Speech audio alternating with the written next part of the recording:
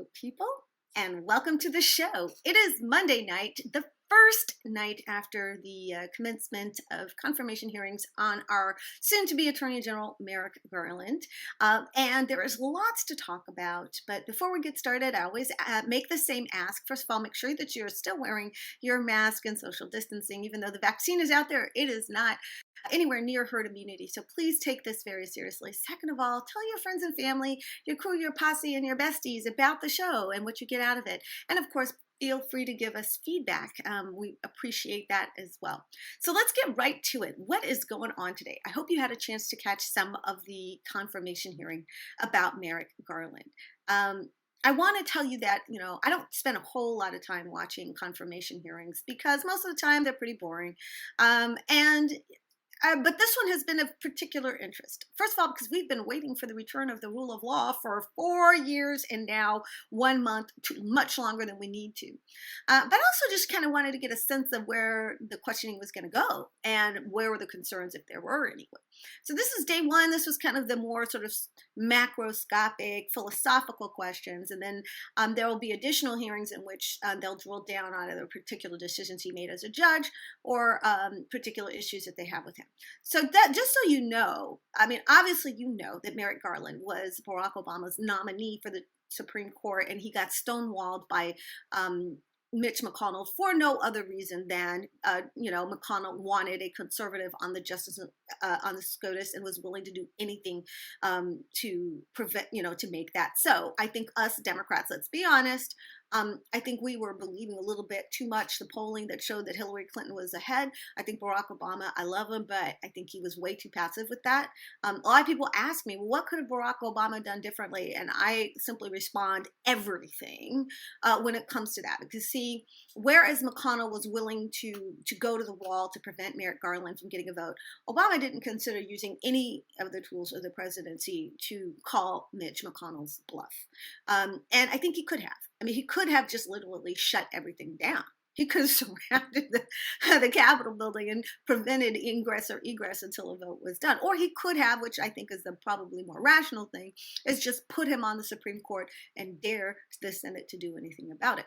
Because the bottom line is, this is the prerogative of the president. The role of the Senate in giving advice and consent is satisfied when the president gives them that opportunity. If they fail to exercise that opportunity, then the president is free to put the justice on the court and try to figure out how you go and do that. But Barack Obama was not gangsta in the way that he approached the presidency. I don't think he felt like he had the latitude to do that. I think he felt like it would do a lot of damage if he acted that way.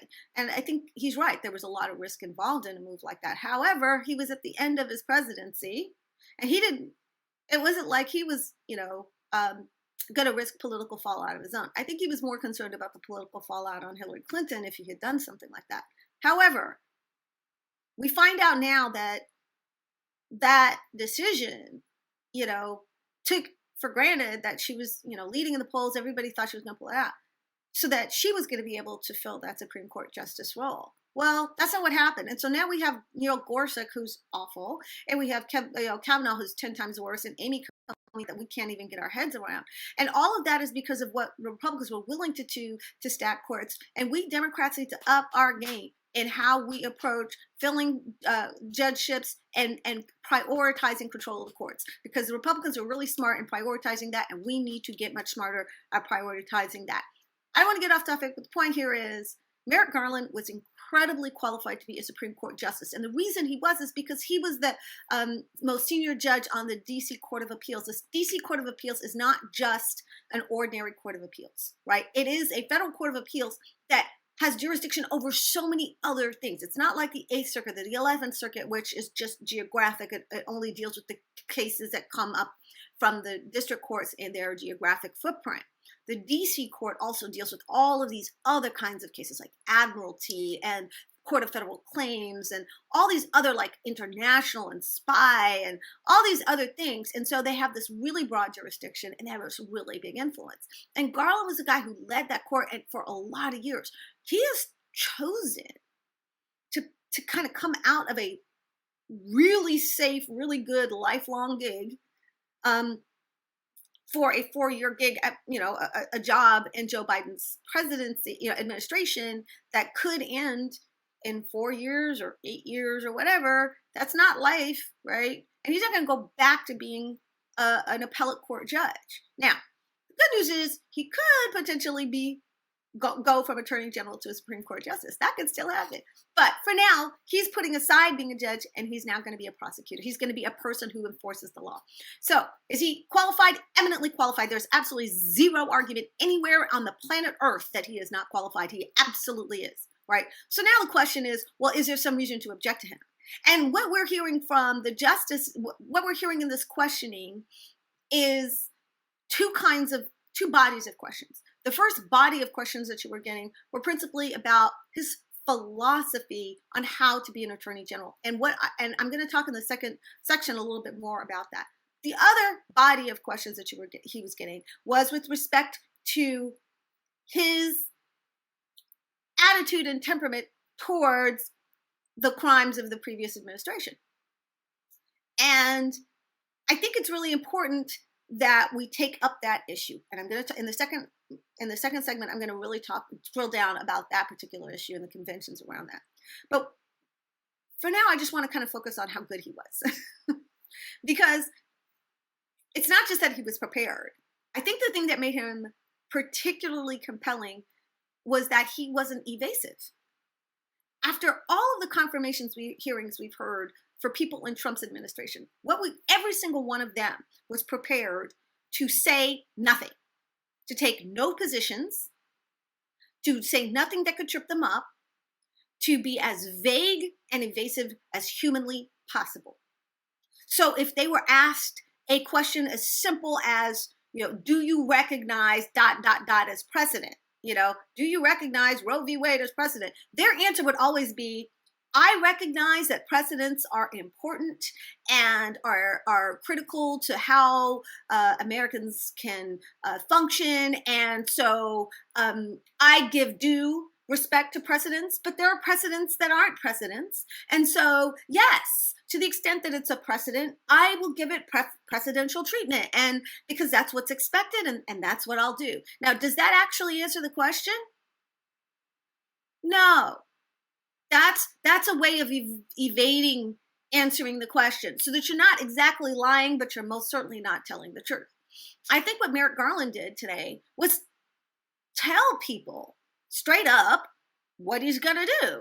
And it's refreshing because he said, yes, I do think that white supremacy is a national security threat. It's going to be a top priority. I do believe that what happened on January 6th was a serious crime, and it's going to be a top priority to run the facts to ground where they go. He said, yes, I do, and by saying yes, he was asked questions about his positions on guns.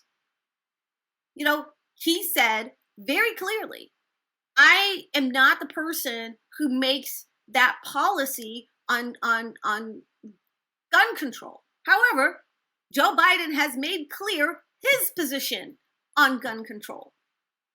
And the Department of Justice, when it is called to represent the position of the administration, will do so. Because every Department of Justice since time immemorial has done precisely that, right? Has done precisely that. And the expectation is that elections have consequences. Joe Biden was elected to pursue gun control because that's the people who voted for him, knew he was going to do that, and wanted him to do that. And the mechanism by which he does that is by court cases and things like that. And that is what the DOJ is supposed to do. So Garland wasn't shucking and jiving. He just said, yep, this is what the administration has said is their position. We will be pursuing that position in court. That is exactly what I want to hear, because I don't want him to get into a hearing and say, well, there's two sides and I'm going to pursue whatever's just and appropriate, and I'll have to wait and see what the briefing says, and I'll have to wait and see. He didn't say all of that noise. Why? Because it's BS. He said very clearly what is the role of the Attorney General. The Attorney General is the lawyer for the United States of America. He's not the lawyer for Joe Biden, but he is the lawyer who represents the administration's position on something. And when you change administrations, those positions do change. The American people understand that, they accept that, and they expect that. So the way Merrick Garland conducted himself today was outstanding. He was right on the law, clear in his answers, credible, engaging, at times even showed appropriate emotion and how seriously he takes this. And there's just no straight-faced argument to not confirm him. The Republicans who are going to vote against him are not going to vote against him because he's not qualified, and they're not going to vote against him because he was evasive or whatever. They're going to vote against him because he represents the likelihood of some of their brethren getting investigated, and in very possible they themselves will be investigated. They gladly embraced illegality, indecency, racism, and sedition. And they're all a little bit on tenterhooks about where, if anywhere, these investigations are all going to go. They're looking for some kind of reassurance that Merrick Garland is going to spare them. And the bottom line is he's not going to. He's going to go where the facts go. Not 1 inch further, but not 1 inch less. So if they're voting against Garland, they're basically telegraphing their own guilt. Think of it that way. If you like what you just heard, you can find out so much more and hear so much more on my Patreon channel, patreon.com/PamKeithFL. That's where you hear the rest of this discussion, and there's lots more to share.